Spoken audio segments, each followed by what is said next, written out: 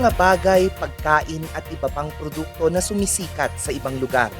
Nagiging uso, nagiging patok at nagiging bahagi ng araw-araw ng maraming Pilipino. Ngunit hindi alam ng karamihan kung saan ang pinanggalingan. Hindi lahat ng kilala ay tunay na nagmula sa lugar kung saan sila nakilala. Ang ilan sa mga produktong ito, nagsimula pala sa isang lalawigang tahimik lamang. Isang lalawigang hindi mahilig magpasikat, hindi sanay sumigaw ng mga tagumpay, ngunit tahimik na nagbibigay. Ito ang lalawigan ng Pangasinan. At bago pa man makarating ang mga produktong ito sa mga mall, palengke, karinderya at iba't ibang pamilihan, dumaan muna ang mga ito sa mga kamay na sanay sa tiyaga. Mga kamay na bihirang makita sa mga patalastas, mga kamay na bihirang banggitin, ngunit ito ang mga kamay na patuloy na gumagawa at nagpapakilala. Sa iba't ibang bayan ng Pangasinan, may mga umagang nagsisimula hindi sa alarm clock, kundi sa sikat ng araw. May mga pamilyang naghahanda ng mga materyales upang masimulan ang mga gawaing magbibigay kabuhayan sa maghapon. Tulad ng walis. Para kay Ate Josie, hindi na bago ang ganitong buhay. Mula pa nung bata kami, gumagawa na sila ng walis yung mga parents namin. Yun po yung isa sa pangkabuhayan namin sa bundok, kasama ng sawali making. Kaya matagal na, mga 40 years, 50, ganun. Kasi yung iba, yung tita ko na pinakaunang nagtanim ng walis sa bundok, siya yung isang pinagkukuhanan ng taga La Union. Jeep ang pinagkakargahan nila, dinadala sa La Union, tapos Sambales. Kasi yung kinukuha din dito, inaakyat talaga sa Baguio. Yung iba, hindi pa natahi, kinukuha na. Tapos tatahiin nila sa La Union, iakyat sa Baguio. Isang buhay na hindi pinili, ngunit ipinasa, itinuro at inaral. Sa maraming bahay sa bansa, may walis na nakasandal sa sulok. Ginagamit araw-araw at kung minsan, hindi na napapansin. Pero sa lalawigan ng Pangasinan, ang walis ay hindi lang gamit. Ito ay kabuhayan. Masaya naman, pero kulang.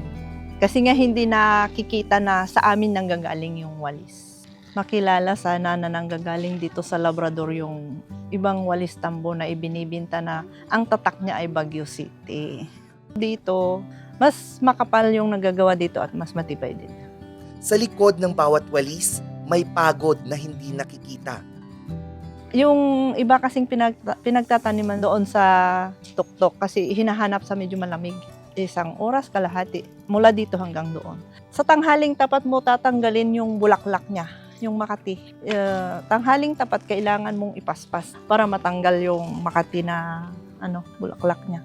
Kapag hindi yung tinanggal ng tanghali, pag malamig na saka mo ipaspas ito, hindi matatanggal yung bulaklak. Kailangang mainit. Sa mga puno nito, nakakasugat. Kaya kailangan talagang long sleeve, kasi matalim yung dahon niya. May mga kamay na paulit-ulit na nagbubuklod, hindi para sumikat, kundi para makaraos. Kung talagang sinasadyang gumawa sa isang araw, may nakakatapos din ng 250. Pero kapag magtatanggal pa doon, tapos maglalagay pa ng ito niya, magtatali, siguro 100 lang sa isang tao, isang araw. At sa bawat walis na nabubuo, may katumbas na kita para sa pang-araw-araw na pangangailangan. Malaki din ang tulong nito. Kasi kapag malawak ang tinaniman nito, yung isang tita ko, milyonarya ngayon, walis tambo lang ang hanap buhay nilang mag-asawa. Yung mga estudyante, ito lang yung pinagkukuhanan din ng mga allowance nila. Pangangailangan sa bahay, walis din. Tahimik, simple, ngunit totoo. Hindi man nila pinagsisigawan kung saan nagmula ang sikat na produktong ito, nananatili pa rin silang masaya dahil nakikilala ang mga ito.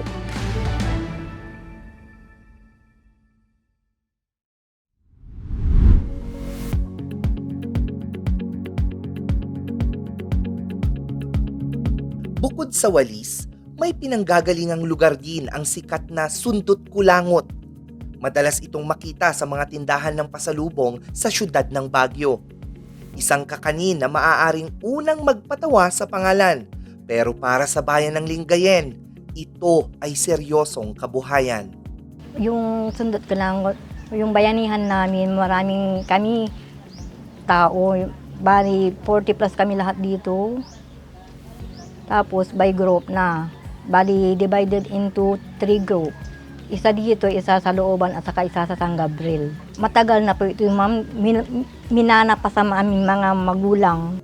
Hindi ito ginagawa ng iisang tao lamang, kundi ng komunidad. Bayanihan, tulong-tulong, sama-sama sa paggawa. Isa si Ate Arlene sa mga gumagawa ng sundot kulangot. Minana pa raw niya ito sa kanyang mga lola. Mga lola namin, yan na nang ginawa nila, hanap buhay nila. Kaya sumunod yung nanay ko, pati na kami. Nung bata pa kami, nag-start na kasi yung nanay ko. Kaya tumutulong na akong nag-ano ng sundot kulangot. Kung sinong nagkalamay, bayanihan kami, lahat kaming nagsusundot kulangot, pumupunta. Tapos pag ako naman, lahat din yung mga kasama namin, pumupunta rin sa bahay namin. Ganyan ang ginagawa namin dito sa Barangay Kawandanan. Habang ang iba ay naglilinis, ang iba ay naghahanda. At habang ang iba ay nagbabalot, ang iba ay nagbebenta. Masayang-masaya kami dito sa Barangay Kawandanan kasi namin maraming kumukuha. Kaya masayang-masaya kami dito na gumagawa. Ay, malaking tulong ito sa amin kasi dito namin hinuhugot lahat ng mga pangkailangan namin ng mga bata, mga suporta, mga sa eskwelahan, pagkain, yun. Itong sundot kulangot binabagsak sa Baguio po. Talagang galing dito sa Lingayen ang sundot kulangot, hindi sa Baguio. Talagang product ito sa Lingayen. Para sa maraming pamilya sa bayan ng Lingayen, ang paggawa ng sundot kulangot ay hindi lamang paraan upang mapreserba ang isang kakanin. Dahil isa rin itong kabuhayan na ibinebenta sa mga palengke, terminal at maging sa mga iba pang bayan. Patunay na ang simpleng kakanin ay may kakayahang magdala ng kita at magpanatili ng tradisyon.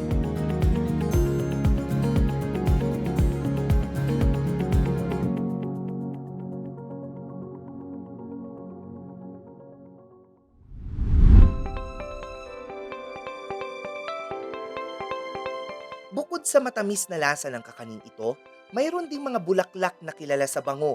Amoy pa lamang, alam mo nang ito ang pambansang bulaklak, ang sampagita. Sa maraming lugar, ito ay simbolo ng kabanalan, iniaalay sa simbahan at ginagawang palamuti sa maraming okasyon. Sa bayan ng Manawag, ito naman ay simbolo ng kabuhayan. 6:00 pa lamang ng umaga, may mga manggagawang pumipitas ng mga bulaklak ng sampagita gaya na lamang ni Tatay Eduardo. Bata pa ako.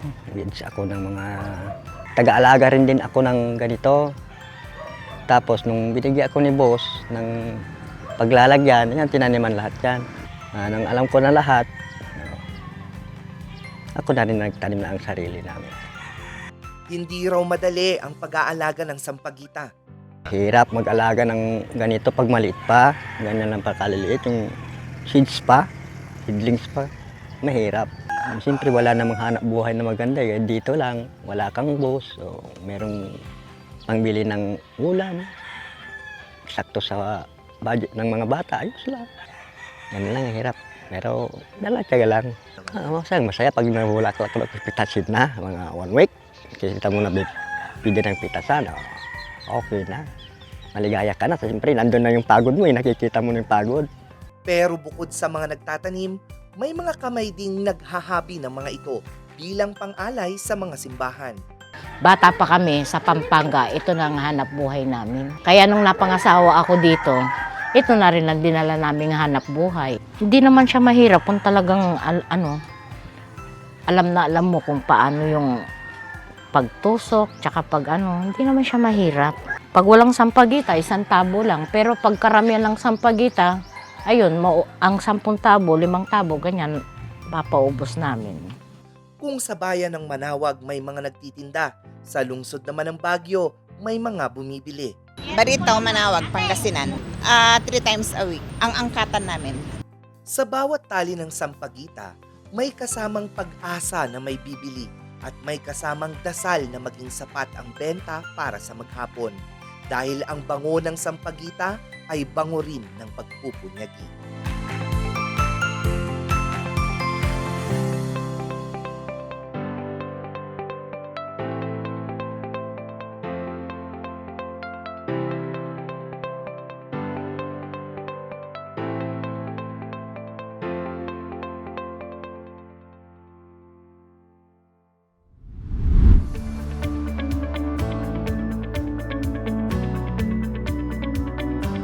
Sa bayan ng Binalonan, may isang produkto na matagal nang kinagigiliwan, ang chicha corn o cornic kung tawagin ng ilan.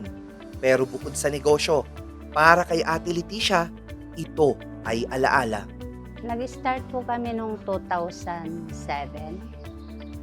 Sa late husband ko po, siya yung unang nag-manage. Tapos nung wala na siya, tinuloy-tuloy ko pa rin noong 2022. That time nung nag-uumpisa si Mr. ko, OFW po ako. Tapos nung medyo malakas na siya, pinapurgod na niya ako, uwi ka na. Sabi niya, uwi ka na para magkatulong na tayo dito, sabi niya. Kaya yun naisipan ko kasi noon, bulky lang siya. Wholesaler lang po ang ginagamit. Ang wholesaler lang po kami. Tapos nung 2018, 2019, doon na po ako nag-start na mag-packing. At sa paglipas ng panahon, unti-unting lumago ang kanilang produkto at mas nakilala pa sa ibang mga bayan.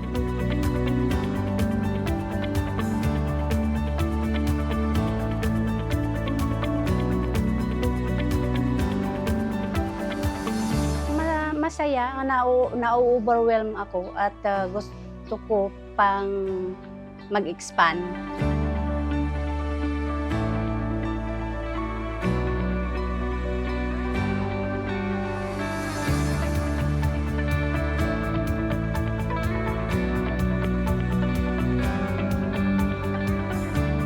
Mula sa simpleng simula, naging bahagi na ito ng mas malaking merkado.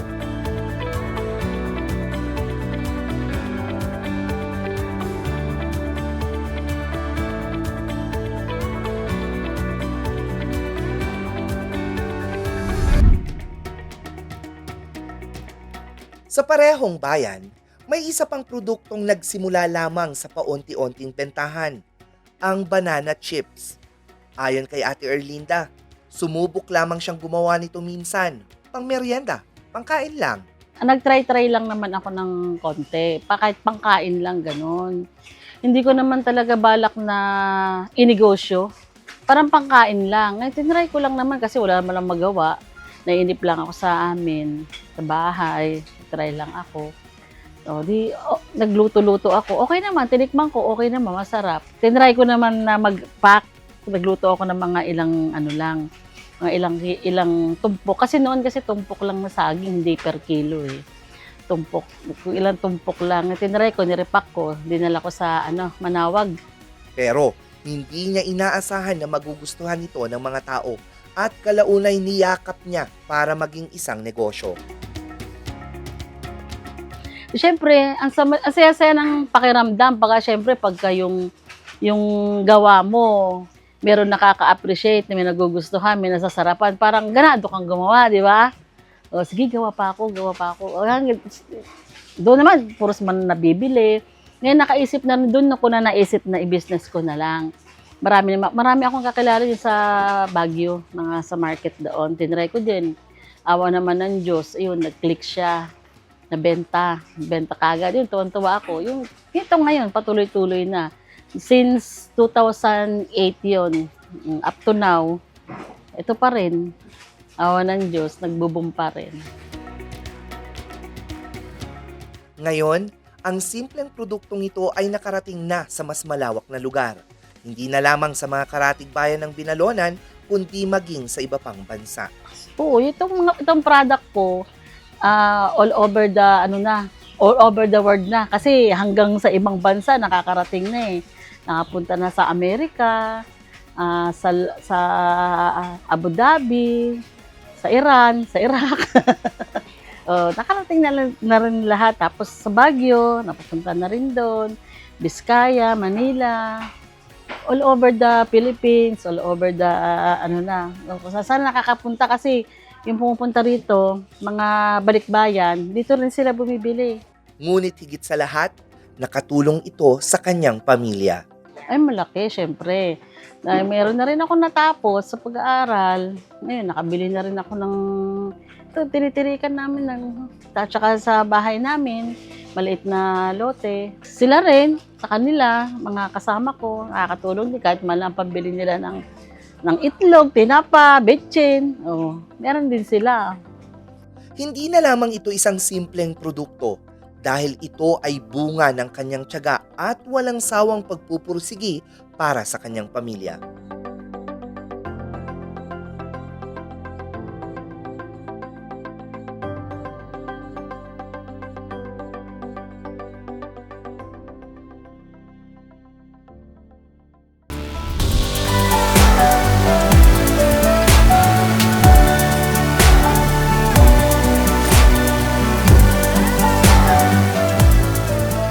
Walis, sundot kulangot, sampagita, chicha corn, banana chips at marami pang iba.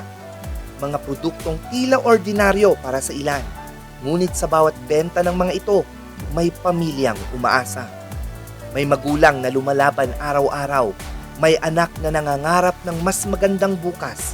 At kapag sinundan mo ang kanilang pinanggalingan, babalik at babalik ka sa Pangasinan.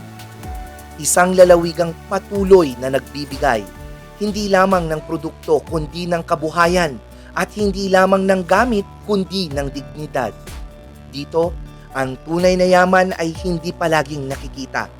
Minsan, ito ay nakahawak sa walis, nakabalot na parabang kakanin, nakatali sa isang bulaklak at nakalagay sa simpleng balot ng merienda. Ito ang mga kwentong bihirang mapansin, ngunit araw-araw na isinasabuhay. At sa bawat produktong ating tinatangkilik, may isang tahimik na Pangasinan na pinagmulan ng lahat.